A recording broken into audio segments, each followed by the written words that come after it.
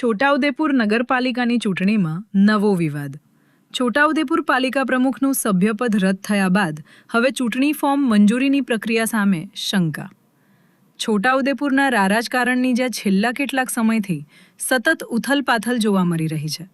થોડા સમય પહેલા જ જાતિ પ્રમાણપત્રની ચકાસણી સમિતિના અહેવાલ બાદ પાલિકા પ્રમુખ સહિતના સભ્યોનું સભ્યપદ રદ કરવામાં આવ્યું હતું.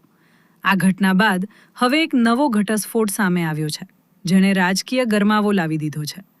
આજે અમે વાત કરી રહ્યા છીએ ફેબ્રુઆરી 2025માં યોજાયેલી છોટાઉદેપુર નગરપાલિકાની ચૂંટણીની. આ ચૂંટણીમાં એક ઉમેદવારી ફોર્મની મંજૂરી પ્રક્રિયા સામે ગંભીર શંકાઓ વ્યક્ત કરવામાં આવી છે. આખો મામલો શું છે તે વિસ્તારથી સમજીએ. છોટાઉદેપુર નગરપાલિકાના રાજકારણમાં હાલ ભારે ગરમાવો છે. પ્રમુખના સસ્પેન્શન બાદ હવે આગામી પ્રમુખની ચૂંટણી પહેલા વધુ એક મુદ્દો ચર્ચાના એરને ચડ્યો છે.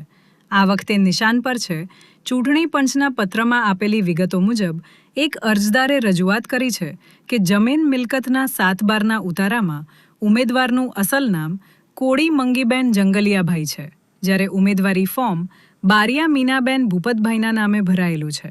સવાલ એ ઊભો થાય છે કે શું ચૂંટણી સમયે રિટર્નિંગ ઓફિસર RO સમક્ષ આ મુદ્દો ધ્યાનમાં નહોતો આવ્યો? જો આ વિસંગતતા તેમના ધ્યાનમાં હતી તો ફોર્મ કઈ રીતે મંજૂર થયો? આ એક મોટો તપાસનો વિષય બની ગયો છે. શું તે સમયે કોઈ ગેઝેટ નોટિફિકેશન રજૂ કરાયું હતું કે પછી ગેઝેટમાં નામ પાછળથી બદલાયું છે? આ વિવાદને પગલે રાજ્ય ચૂંટણી પંચે ગંભીર નોંધ લીધી છે. રાજ્ય ચૂંટણી પંચ દ્વારા છોટાઉદેપુર જિલ્લા મ્યુનિસિપલ ચૂંટણી અધિકારી અને કલેક્ટરને એક પત્ર મોકલવામાં આવ્યો છે. આ પત્રમાં અરજદાર નીરુબેન રાઠવા દ્વારા કરાયેલી રજૂઆતનો સંદર્ભ આપવામાં આવ્યો છે. રજૂઆતમાં આક્ષેપ કરાયો છે કે 16 ફેબ્રુઆરી 2025ના રોજ યોજાયેલી નગરપાલિકાની ચૂંટણીમાં વોર્ડ નંબર 7માં એક ઉમેદવારના નામમાં મોટી વિસંગતતા હોવા છતાં તેમનું ફોર્મ મંજૂર કરી દેવામાં આવ્યું હતું. હવે રાજ્ય ચૂંટણી પંચે આ સમગ્ર મામલે કલેક્ટરને પત્ર મોકલીને સ્પષ્ટતા માંગી છે.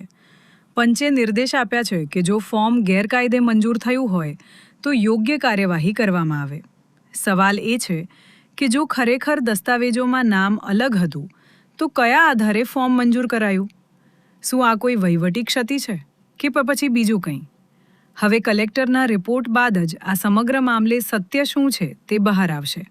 સ્પષ્ટ છે કે છોટાઉદેપુર નગરપાલિકાનું રાજકારણ વધુ એક વળાંક પર આવીને ઊભું છે. જાતિ પ્રમાણપત્રના મુદ્દા બાદ હવે આ ફોર્મ મંજૂરીનો વિવાદ આગામી ચૂંટણીને કેવી રીતે પ્રભાવિત કરે છે તે જોવું રહ્યું. રિપોર્ટર શકીલ બલોચ દ્વારા, છોટાઉદેપુર.